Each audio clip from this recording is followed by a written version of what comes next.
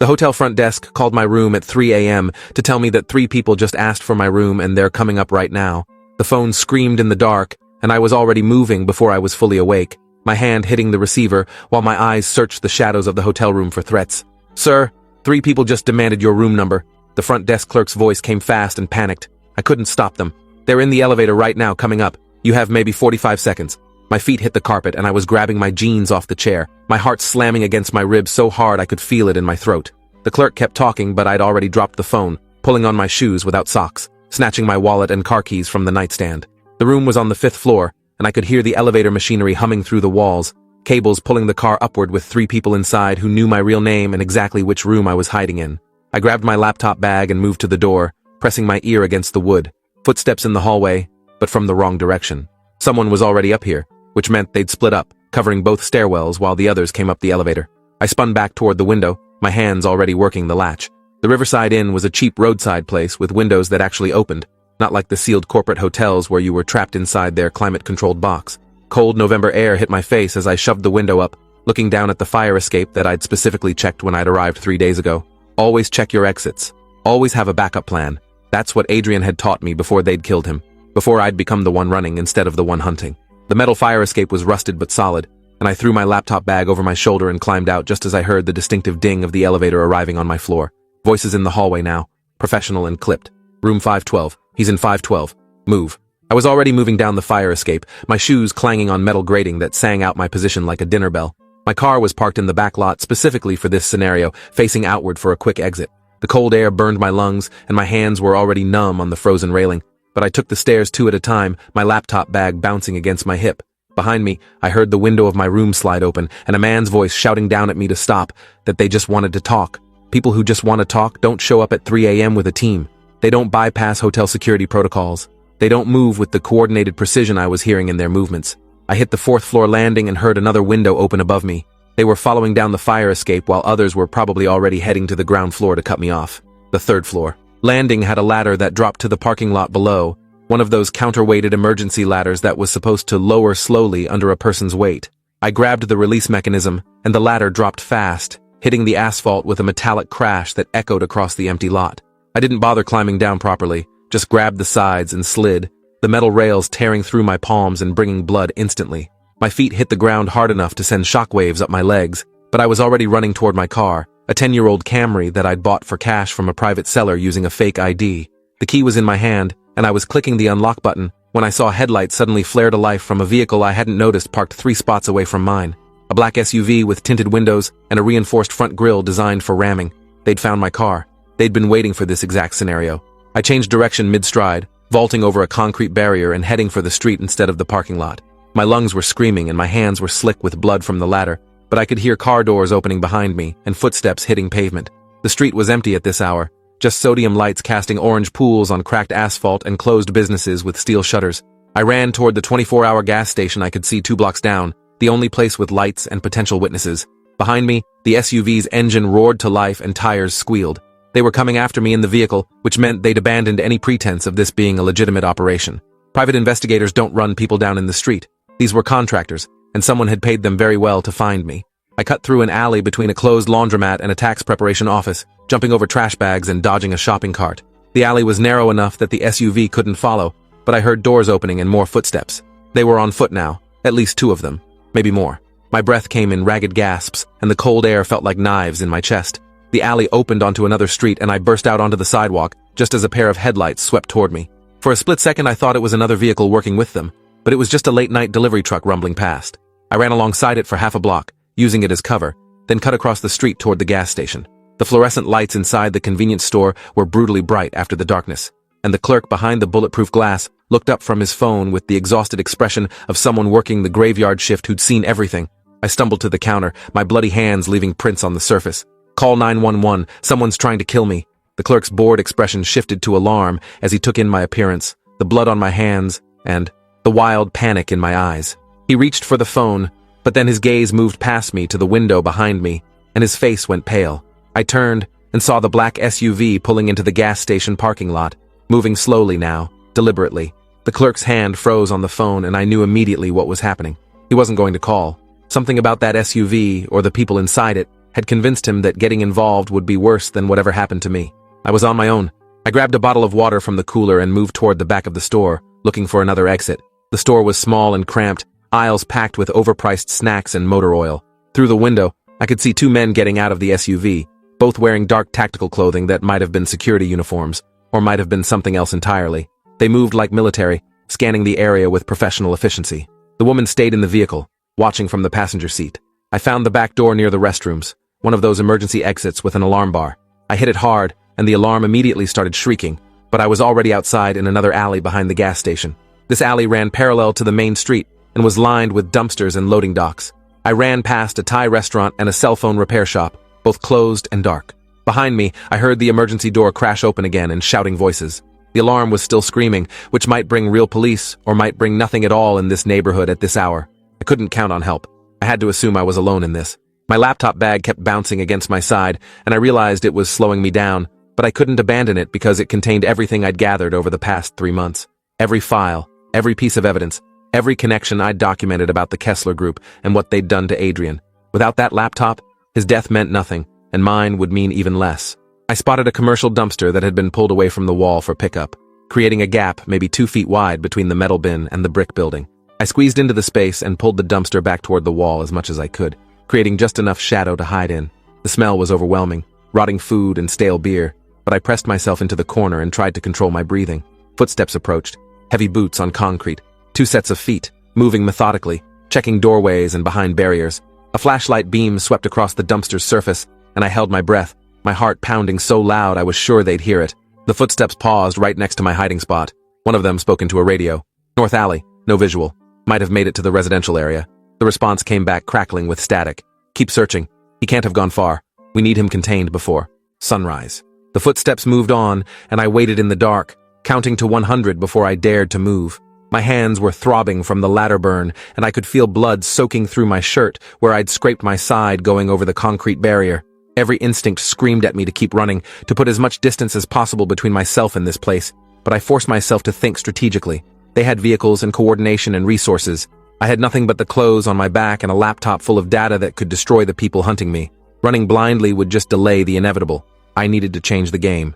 I pulled out my phone, a burner I'd bought 2 weeks ago, and dialed the only number I'd memorized. It rang 4 times before a woman's voice answered, groggy and irritated. This better be life or death, Tobin. Her name was Kelsey Vance, and she was an investigative journalist with the kind of reputation that made powerful people nervous. I'd been feeding her information for weeks, small pieces of the larger puzzle, building a relationship. She's trying to get this phone call. Kelsey, it's happening. They found me. I'm in the city, near the Riverside Inn. They tried to grab me at my hotel. I heard sheets rustling and her voice became immediately sharper. Who's they? How many? I gave her the basics while watching the mouth of the alley for movement. 3 that I know of, maybe more. Professional contractors. They knew my alias, knew my room number. Someone inside the organization must have tracked my credit card. Kelsey was quiet for a moment, and I could hear her thinking. Where are you right now? Exactly? I described my location, and she cursed softly. That's a bad area. No cameras, no witnesses worth a damn. You need to get to a public place with security. I told her about the gas station clerk who'd refused to call 911, about the SUV that moved like it had official backing. She cursed again. The Kessler Group has contracts with half the private security firms in the state. If they put out word you're a fugitive or a threat, every rent-a-cop in the city will be looking for you. You need to get to my office. We'll go live with what we have. It's not the full story, but it'll be enough to make you too visible to disappear quietly. Her office was downtown, at least 20 minutes away by car, and I had no car. I'd have to walk or steal a vehicle or somehow get an Uber without leaving a digital trail. Every option felt impossible. I asked Kelsey if she could come get me, but she explained that if they were tracking me through digital means, they were probably monitoring everyone in my contact list. Her showing up in this area at 3 a.m. would confirm their suspicions about what I'd been doing.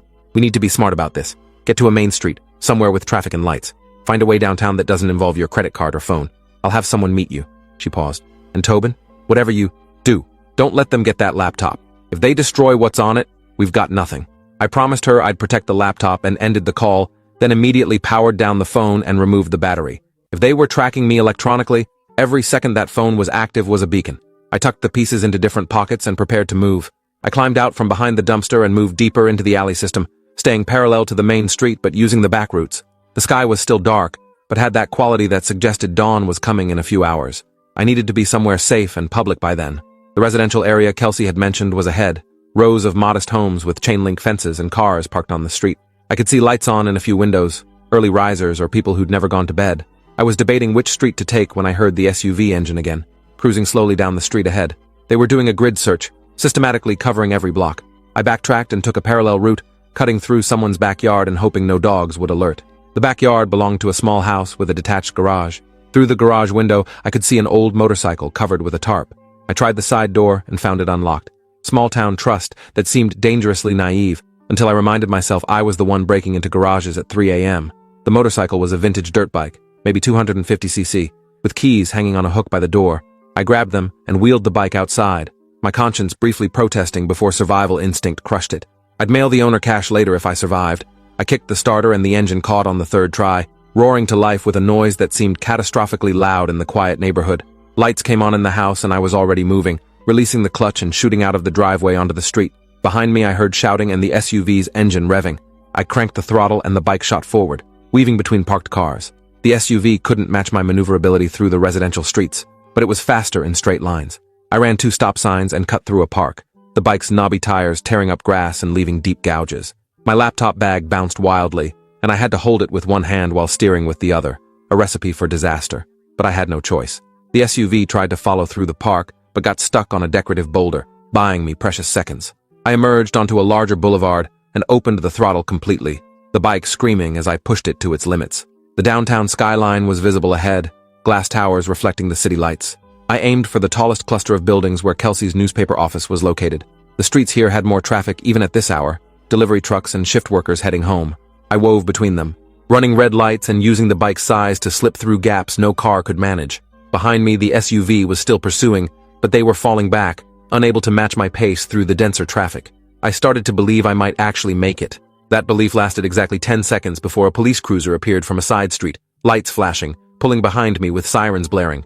My first instinct was relief, because police meant safety and witnesses, but then I remembered what Kelsey had said about the Kessler Group's connections. If they'd reported the bike stolen, if they'd fed the cops a story about me being dangerous, the police wouldn't be my salvation. They'd be another obstacle. I had to make a choice in the split second before the cruiser got close enough to force me to stop. I chose to keep running. I took a hard right down a one-way street going the wrong direction, praying no cars were coming the other way. The cruiser followed, and the SUV joined from another angle, now both of them chasing me through the city streets. This was escalating beyond anything I'd prepared for. I cut into an underground parking garage, the bike's engine echoing off concrete walls as I descended into the structure. The cruiser tried to follow, but its lights and sirens gave me constant updates on its position. I went down 3 levels, and then killed the bike's engine, coasting silently into a spot between 2 vans. The cruiser drove past, searching. I waited in the dark, listening to its engine fade. The SUV hadn't followed into the garage, which meant they were probably covering the exits. I was trapped, unless I could find another way out. I left the bike and moved on foot, carrying my laptop bag and looking for stairs or service elevators. The parking garage connected to an office building, and I found an access door that opened into a lobby. Security desk was empty, just a sign-in sheet and a camera pointed at the entrance. I avoided the camera's sightline and found the building directory. Kelsey's newspaper, the Metro Sentinel, was on the 9th floor of a building 6 blocks away. I needed to get there without going back outside where the police and the SUV were waiting. I remembered something Adrian had taught me about downtown buildings during one of our long surveillance shifts. The old commercial district had been built when city blocks were planned as integrated units. Many buildings shared basements and service tunnels, connections that had existed since the 1950s and were often forgotten by modern security. If I could find those tunnels, I could move between buildings without surfacing. The parking garage had a maintenance level below the regular floors, accessed by a freight elevator. I took it down and emerged into a maze of mechanical rooms and storage areas. Pipes ran along the ceiling and the air smelled like old concrete and machine oil. I found what I was looking for after 10 minutes of searching, a service tunnel marked with faded signs indicating it led to the adjacent building. The tunnel was narrow and dark, lit by bare bulbs every 20 feet. I moved through it quickly, my footsteps echoing. Halfway through, I heard voices ahead and froze. Someone else was in the tunnel system. The voices were getting closer. 2 men having a conversation about basketball scores. Maintenance workers, probably doing overnight rounds. I pressed myself against the wall and let them pass. 2 guys in coveralls carrying toolboxes who didn't even glance in my direction. After they were gone, I continued until I found another freight elevator. This one took me up to the basement of a different building. The directory showed I was now 3 blocks closer to Kelsey's office. 3 more tunnel connections, and I'd be there. The tunnel system was like a forgotten underground city, and I navigated it using old signs and intuition. Some sections were clean and well lit, part of active building infrastructure. Others were abandoned, filled with broken equipment and graffiti from decades past. I emerged in the sub-basement of the building next to the Metro Sentinel's tower. One more connection and I'd be there, but this tunnel was blocked by a locked gate. Through the bars I could see the passage continuing into darkness, but the padlock was industrial grade and new, suggesting someone had sealed this route recently. I was debating breaking through when I heard footsteps behind me. I turned and saw a security guard approaching, hand on his radio. "Sir, you can't be down here. This is a restricted area." I raised my hands, showing I wasn't a threat, and tried to explain that I was meeting someone in the building. The guard wasn't buying it, his hand moving closer to his radio trigger. Before he could call it in, I heard more footsteps from the direction I'd come. Multiple sets, moving fast. The guard heard them too, and his expression changed from annoyed to alert. He pulled his radio and was about to speak when 3 figures emerged from the tunnel. The 2 men and the woman from the hotel, all of them armed with pistols they made no attempt to hide. The guard's eyes went wide and he was reaching for his own weapon when the woman shot him. The sound was deafening in the enclosed space, and the guard crumpled against the wall, clutching his leg and screaming. The woman looked at me with cold calculation. "You've been very inconvenient, Mr. Reeves. We need to have a conversation about what you think you know." I ran. The only direction available was back the way I'd come, deeper into the tunnel system. Bullets sparked off the concrete around me, and I heard them shouting for me to stop. The tunnels branched, and I took random turns, no longer navigating with any plan, just trying to create distance. My laptop bag kept bouncing, and I clutched it tighter, protecting it even as I ran. Behind me I could hear them splitting up, covering different routes. They knew these tunnels, had probably scouted them, before tonight. I was trapped in a maze with hunters who'd been preparing for this. Every turn might lead to a dead end, or another locked gate. The panic that I'd been holding back finally broke through, and I felt it rising in my throat like bile. I found a maintenance room and ducked inside, closing the door quietly. The room was full of electrical panels and old equipment, barely enough space to move. I wedged myself behind a transformer box and tried to catch my breath. My heart was beating so hard it felt like it would burst, and my hands were shaking uncontrollably. The gunshot kept replaying in my head. The guard's scream. They'd shot him without hesitation, which meant they weren't worried about consequences. Either they had immunity, or they'd already decided that everyone involved tonight was disposable. I pulled out my laptop and powered it on. The screen's glow painfully bright in the dark room. If they caught me, I needed to make sure the data survived somehow. I had maybe 2 minutes before they checked this room. I connected to an open Wi-Fi network I'd used before, and started uploading the most critical files to the encrypted cloud storage Kelsey had set up. The progress bar crawled forward with agonizing slowness. 50%, 60, footsteps outside the door, 75%. The door handle started to turn, 90%. The door opened, and light flooded in, silhouetting one of the men from the SUV. He saw me immediately and raised his weapon. I hit the final upload button and slammed the laptop shut. The files were safe now, backed up and accessible to Kelsey even if they destroyed the laptop and me with it. The man spoke into his radio. Found him. Service level, maintenance room 3. Bring the woman. He kept his gun trained on me while we waited for the others to arrive. His face was expressionless, professional. Not angry, not excited, just doing a job. That somehow made it worse. When the woman arrived, she smiled at me with something that might have been respect. "You uploaded the files, didn't you? Very smart. But you should know we've been monitoring that cloud account for weeks. Everything you just uploaded went to us first, then to your journalist friend. We'll have it scrubbed before she can do anything with it." My stomach dropped as I realized she was telling the truth. The cloud storage I thought was secure had been compromised. Every precaution I'd taken, every careful step, had been anticipated. They'd been 3 moves ahead the entire time. The woman gestured for me to stand. Her 2 companions flanked her, weapons ready. "We're going to walk out of here very quietly. You're going to come with us and answer some questions about Adrian Murphy and what he told you before his accident." The word accident dripped with mockery. Adrian had been forced off a mountain road 6 months ago, his car plunging 300 feet into a ravine. The police ruled it an accident, blamed icy conditions and excessive speed. But Adrian had been the most careful driver I'd ever known, and he'd called me 2 hours before he died to tell me he'd found proof of what the Kessler Group was doing. He'd never gotten the chance to share it. The woman saw the rage on my face and her smile widened. "That's right, we erased him and we'll erase you, unless you cooperate." I stood slowly, my mind racing through options. They had the files. They had me cornered. They had weapons and training and resources. All I had was desperation and the knowledge that if I went with them, I'd end up like Adrian, which meant I had nothing to lose by fighting. I threw the laptop at the woman's face and dove past her toward the door. She deflected it easily, but the moment of disruption was enough. I was through the door and running before they could react. Gunfire erupted behind me and something hot grazed my shoulder. The pain was white-hot and immediate, but I kept running, zigzagging through the tunnels. Behind me I heard them pursuing, shouting coordinates and directions to each other. They were hurting me somewhere specific, I realized. Every turn I took seemed to be the one they wanted. The tunnel opened into a large underground chamber, some kind of old utility station with machinery that hadn't run in decades. Catwalks crossed overhead and water dripped from pipes. It was a dead end. I spun around and they were already there, blocking the only exit. All 3 of them. weapons raised. The woman stepped forward. "This is over, Mr. Reeves. You fought well, but you were never going to win." I backed up against the far wall, my shoulder throbbing and blood soaking my shirt. My laptop bag was gone, dropped somewhere in the tunnels. Everything I'd gathered, all the proof, meaningless now. The woman raised her weapon, taking careful aim at my center mass. "Any last words?" Before I could answer, the chamber flooded with light and voices shouted from above. "Police! Drop your weapons!" I looked up and saw figures on the catwalks, at least a dozen of them, all armed and wearing tactical gear. The woman and her companions froze, calculating odds. One of them started to raise their weapon and was immediately cut down by precise fire from above. The other man dropped his gun and raised his hands. The woman stared at me with pure hatred, then slowly lowered her weapon and placed it on the ground. The tactical team swarmed down, securing the contractors and checking me for injuries. I couldn't process what was happening. These weren't regular police. Their gear was federal, marked with DEA and FBI insignia. A man in a suit descended the stairs from the catwalk, picking his way carefully through the old machinery. He was in his 50s with gray hair and the bearing of someone who'd spent decades in federal law enforcement. "Mr. Reeves, I'm Special Agent Coleman with the FBI. We've been investigating the Kessler Group for 18 months. Your friend Adrian Murphy was working with us as a confidential informant before his death." The ground felt like it was tilting beneath me. Adrian had been working with the FBI? He'd never mentioned it, never given any indication. Coleman saw my confusion and continued. "Adrian couldn't tell you because it would have put you at risk. But after his death, we continued monitoring the people he'd been investigating. When you started asking questions and gathering evidence, we knew you'd become a target. We've been tracking you for the past month, letting the Kessler contractors lead us to their network." I felt rage building in my chest, hot and choking. "You knew they were coming for me tonight? You let them chase me? Let them shoot at me? Used me as bait?" Coleman had the decency to look uncomfortable. "We needed them to expose themselves, to make moves that we could document and prosecute.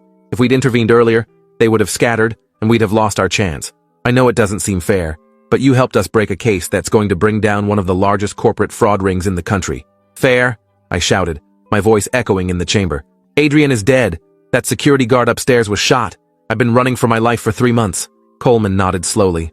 "Adrian's death was the motivation for this entire investigation. We're going to make sure the people responsible pay for it, and that guard is already in surgery. He'll survive." The woman they'd arrested, the one who'd been hunting me all night, started laughing, a cold, bitter sound that made my skin crawl. "You think this ends anything?